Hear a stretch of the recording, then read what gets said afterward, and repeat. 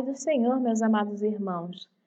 Bem-vindo a mais um estudo bíblico. Antes de mais nada, eu gostaria de sempre salientar para vocês que esse estudo bíblico começou lá no livro de Mateus e vocês podem acessar a esse conteúdo indo no perfil do canal, vão lá na aba playlist em Estudo Bíblico Mateus e Estudo Bíblico Marcos, para que vocês tenham acesso aos demais vídeos de estudo bíblico. Amém? Deus abençoe a todos e vamos para o vídeo.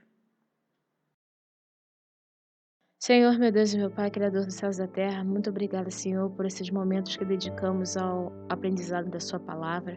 Fala, Senhor, através de mim, usa-me como um canal de evangelização. Ô, Senhor, transmite, Senhor, a Sua palavra através da minha voz, através desses ensinos. Que não seja eu falando, Senhor, mas que seja Seu Santo Espírito. Capacita-me cada dia mais. E eu peço, Senhor, abra nossos olhos e ouvidos espirituais para que possamos verdadeiramente ler e compreender a sua mensagem, e que toda a honra e toda a glória sejam dados a ti. Em nome do Pai, do Filho e do Espírito Santo. Amém. Graças a Deus. A paz do Senhor, meus amados irmãos, tudo bem com vocês? No vídeo de hoje, iniciaremos o capítulo 11 do livro de Marcos. Vamos falar sobre a entrada triunfal de Jesus em Jerusalém. Amém? Então vamos lá. Marcos capítulo 11, versículo 1 diz assim: E logo que se aproximaram de Jerusalém, de Betfagé e de Betânia, junto ao Monte das Oliveiras, enviou 2 dos seus discípulos. Betfagé vem do aramaico e quer dizer casa dos figos verdes, né? Então, quando o Senhor Jesus chegou, né, a este lugar junto ao Monte das Oliveiras, enviou, né, quando você envia adiante, né, enviou 2 de seus discípulos. Versículo 2: E disse-lhes: Ide à aldeia que está defronte de vós, e, logo que ali entrardes, encontrareis preso um jumentinho, sobre o qual ainda não montou homem algum. Soltai-o e trazei-mo. Né? Então, aqui o Senhor Jesus demonstrando conhecimento a respeito do que ele iria fazer, né? Que ele sabia que ali na frente havia o quê? Um jumentinho, né? E que ele estava preso e ordenou, né? Disse para esses 2 dos seus discípulos para desatá-lo e trazer para o Senhor Jesus aquele animal, certo? Então, amados, basicamente falando, algo profético estaria para acontecer. O Senhor Jesus tinha ciência já do animal que estava à frente. E nós veremos que, aos próximos versículos, nós veremos que é o quê? A concretização de uma profecia, certo? Amados, este lugar onde o Senhor Jesus estava passando, né, ali de Betfagé e de Betânia, era um local próximo a Jerusalém. Betânia era um local que tem mais ou menos uns 3 quilômetros, né, de Jerusalém. E também nós conhecemos Betânia como a casa, né, o local onde moravam Marta, Maria e o irmão delas, Lázaro, né? Então era um local conhecido pelo Senhor Jesus. O Senhor Jesus então passava ali. E por várias formas, várias maneiras, né, o Senhor Jesus passava por essas regiões. Contudo, esta vinda do Senhor Jesus dessa vez, desse episódio, tem algo maior, algo mais triunfal, por assim dizer. O Senhor Jesus não entrou em Jerusalém como das outras vezes, não.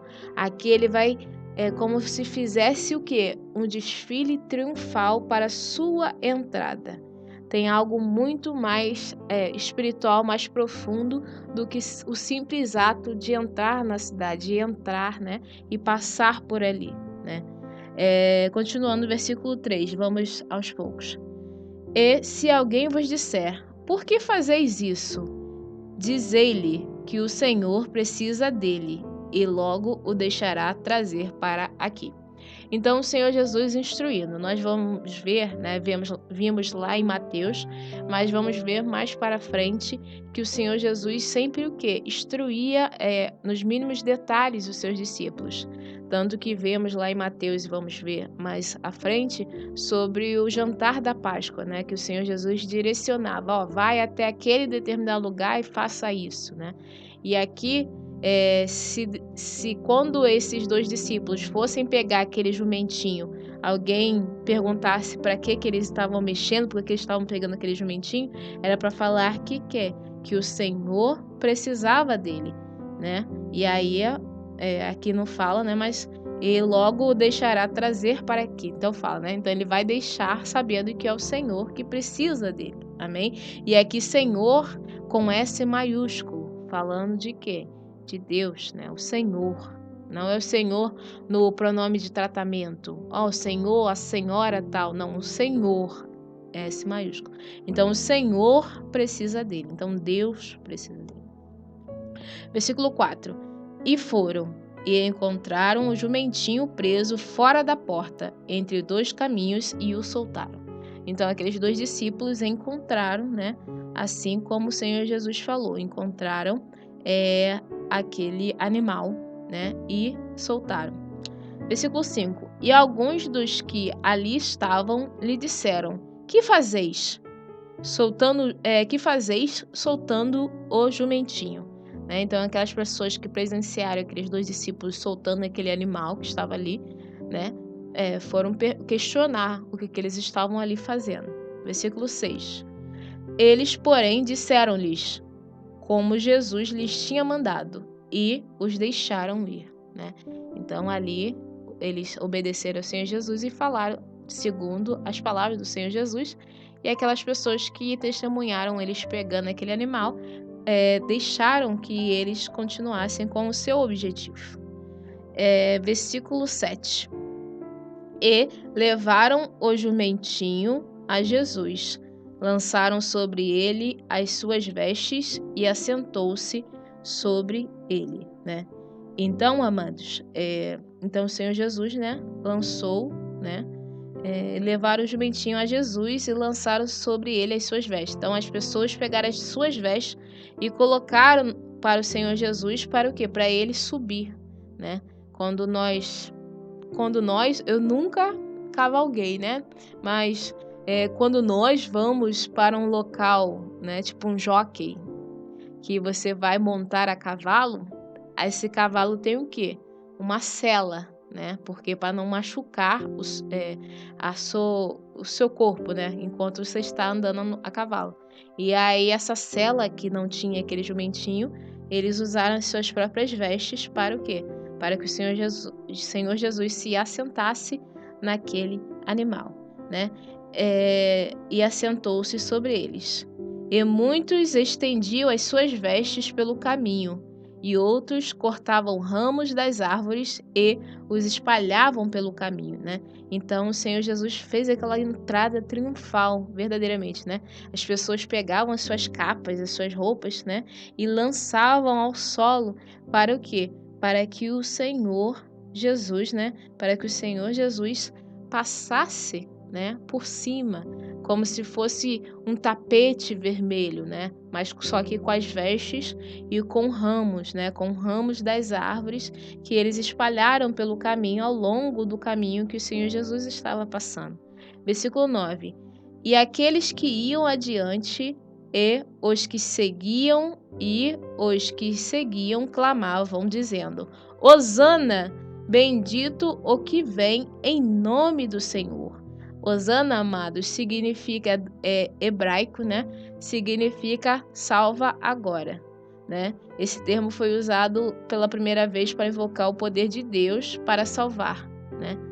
Mas dessa vez a palavra se transformou num clamor alegre de louvor, né? Ou uma comemoração, um chamado de vitória. Amém? Em Salmo 118, dos versículos 25 a 26, o nome desse salmo é agradecimento pela vitória.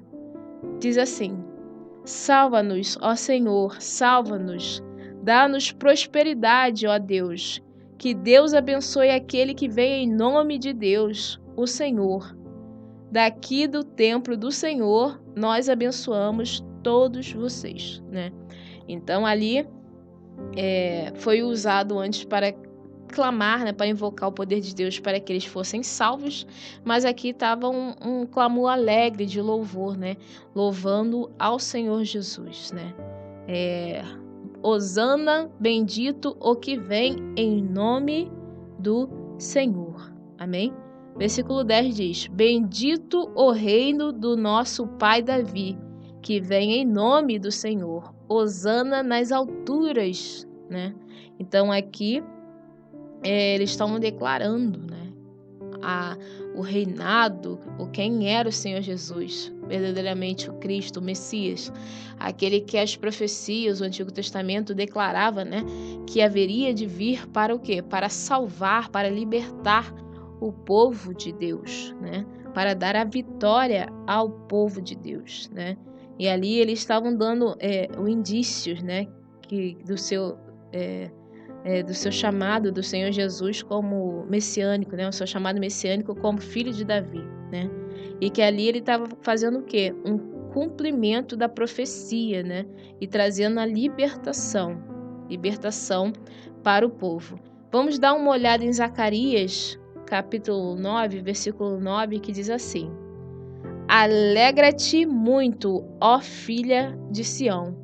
Exulta, ó filha de Jerusalém. Eis que o teu rei virá a ti, justo e salvador, pobre e montado sobre um jumento, sobre um asninho, filho de jumenta, né?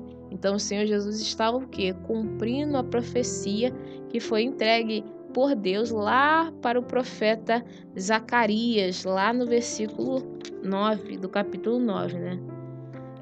Então que eles deveriam o quê? Eles se alegrar, né? Que estava falando que o rei viria onde? Justamente o quê? Pobre e montado no quê? Montado sobre um jumento, sobre um asninho, filho de jumenta, né? Então aqui o Senhor Jesus mostrando, né? Cumprindo essa profecia. Vamos ver também lá em Apocalipse 19, versículo 11, que diz assim: E vi o céu aberto, e eis um cavalo branco. O que estava sentado sobre ele chama-se Fiel e Verdadeiro, e julga e peleja com justiça, né? Então aqui fala a respeito do que nós podemos ver, compreender que é o quê? A segunda vinda do Senhor Jesus, né? Que vai trazer a vitória, né? Vitórias de Cristo sobre a besta e sobre o falso profeta, né? Quando o Senhor Jesus vier, a segunda vinda, e vai obter a vitória em nome de Jesus. Glória a Deus, aleluia, né? Então a sua segunda vinda, ele virá num cavalo branco, né? Que fala lá em Apocalipse 19, 11, né? E aí, aqui, amados, vemos aqui em Marcos 11, né? Estamos vendo que o Senhor Jesus veio o quê? De uma maneira humilde, simples, pobre, né? Num jumentinho, um animal de tração, né? Um animal de tração que carrega carga, né? É algo simples, né? Um animal simples, por assim dizer, né? Então, novamente, vi o céu aberto, e eis um cavalo branco. O que estava sentado sobre ele chama-se Fiel e Verdadeiro, e julga e peleja com justiça. Oh, glória. Amém, amados?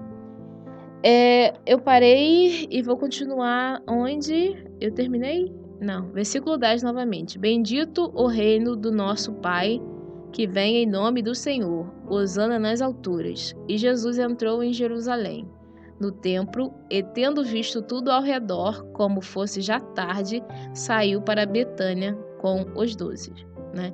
Então o Senhor Jesus entrou em Jerusalém, foi ao templo, né? Entrou no templo, entrou em Jerusalém no templo, e tendo visto tudo ao redor, como fosse já tarde, saiu para Betânia com os 12. Então depois ele se retirou de lá e foi para Betânia junto com os 12 apóstolos. Amém, amados? Essa entrada do Senhor Jesus foi humilde, né? O que contrasta com o seu retorno vitorioso para introduzir o seu reino, que vemos lá em Apocalipse 19:11. Amados, muitos poderiam pensar que o reinado do Senhor Jesus, na sua primeira vinda, né, quando ele veio como homem, né, seria um reinado terreno, né? Reinado terreno como os reis, rei Davi, rei Salomão, né? Mas não era um reinado político, por assim dizer. Na época do nosso Senhor Jesus, lembram que do Antigo Testamento para Mateus, né, tem um hiato de 400 anos. Durante esses 400 anos, Deus não falou com o povo, né? E durante esses 400 anos houve muitas, né? Não vou entrar ainda, mas seria interessante. Deixa aqui nos comentários o que vocês acham de eu falar alguma coisa sobre esses 400 anos. Mas, então, e aí muitas coisas aconteceram com o povo de Israel. E na época do Senhor Jesus, o reino de Israel, ele era dominado pelo Império Romano. Tanto que quando os líderes judeus, os príncipes dos sacerdotes, os fariseus, os escribas, que queriam matar ao Senhor Jesus, né, que ele fosse preso e fosse morto, eles não podiam fazer isso. Eles não poderiam deliberadamente, eles mesmos, né, matarem. Alguns vou abrir aqui um pensamento, mas não quero me aprofundar nesse momento. Mas seria contra as leis, né, matá-lo, porque no Antigo Testamento nós víamos o quê? Que quem blasfemasse contra Deus era o que? Apedrejado, né? Mas aqui, na época de Jesus, eles não podiam fazer isso, porque eles tinham que levar a julgamento, levar até as autoridades. Então, aqueles homens que não criam no Senhor Jesus, pegaram o Senhor Jesus e levaram até Pilatos, que era o quê? Pilatos não era judeu, era o quê? Era governador romano, né? Então, o Pôncio Pilatos, né? Ele foi o quê? Governador da província romana da Judéia, né? Então, ele foi o juiz que o quê? Que permitiu que o Senhor Jesus fosse crucificado. Ainda que ele tenha tentado, de alguma maneira, interceder, falando, mas que mal ele fez, né? Quem vocês querem que eu crucifique? Vocês querem que eu crucifique o rei dos judeus, né? Tentou interceder, mas no fim ele lavou as mãos e permitiu que fosse feita a vontade do povo, que era que Barrabás fosse solto, o Senhor Jesus fosse crucificado. Certo? Então muitos poderiam achar que o reino que do Senhor Jesus era um reino humano, um reino político, né? Que tirasse o povo de Israel do poderio do Império Romano, né? Abrindo mais um parêntese que eu não quero me aprofundar, mas deixem aqui nos comentários qualquer coisa, depois eu posso fazer um vídeo só falando sobre isso, que Judas era um dos 12 apóstolos, era quem cuidava do dinheiro dos apóstolos, né? Ele era o tesoureiro, né? É aquele que cuidava do dinheiro. E ele tirava desse dinheiro, ele usurpava desse dinheiro, né? E o que, entre aspas, um dos fatores que fez o inimigo tocar no seu coração talvez essa ilusão que o reinado do Senhor Jesus ia ser um reinado humano, um reinado daquela época, que o Senhor Jesus ia virar um grande rei, tipo Salomão, riquíssimo, e que ele ia o quê? Que ele ia aproveitar dessa riqueza como apóstolo, né? Que o Senhor Jesus ia ser rei e ele ia ser um dos braços direito, esquerdo, né? Alguém, né? Do apoio ao reinado do Senhor Jesus, e com isso ele ia se tornar riquíssimo. Mas quando eles passaram a compreender que o reinado do Senhor Jesus era espiritual e que ele não veio para libertar, né, para ser rico, para ter toda aquela pomposidade, mas e para libertar não do poder político, mas de algo muito maior, né? Talvez ele não tivesse essa compreensão espiritual que ele tinha que trazer algo maior, mas algumas pessoas, o povo, não sei, né? Aqui estou conjecturando, estou imaginando, podem ter se, entre aspas, desiludido na esperança de ver algo palpável naquela época. Ver o Senhor Jesus num reino, expulsando o Império Romano e tornando-se novamente, levantando a nação forte de Israel que víamos no Antigo Testamento, derrotando reinados, conquistando territórios e sendo temida pelos outros povos. Mas o Senhor Jesus, ele veio para algo muito mais profundo. Ele veio libertar verdadeiramente a humanidade, o povo de Deus, né? Aqueles que creem no Senhor Jesus e se arrependem de seus pecados e buscam a justiça de Deus e buscam fazer a vontade dele, certo? Então, ele veio para libertar a humanidade do quê? Da escravidão do pecado, algo muito maior. O Senhor Jesus poderia dar a vitória do povo de Israel sobre Roma? Sim, mas aí poderia o quê? Se o reinado do Senhor Jesus fosse que nem um reinado humano, ia passar 40 anos, ia mudar para outro, aí veio o Império Romano, daqui a pouco vai vir o Império Persa, daqui a pouco vai vir o Império da Líbia, né, e da Assíria, e é o quê? Ia ficar em constante briga, né? Para sempre, por assim dizer, né? Para sempre ia ter sempre um reinado que ia cair e a outro se levantar contra a nação de Israel. Mas o mais importante é o quê? A libertação da humanidade da escravidão do pecado. Por quê? Porque o pecado conduz a humanidade para o declínio, para a morte. E com a libertação do povo de Deus, do poder do pecado, hoje somos livres do poder do pecado e temos vida, e vida em abundância. E, em nome de Jesus, quando o Senhor Jesus vier, aí sim, contrastando com essa entrada triunfal para Jerusalém, que o Senhor Jesus foi de uma forma humilde, pobre, né, no seu jumentinho, aí contrastando com isso, o Senhor Jesus virá o quê? Em grande glória. Amém?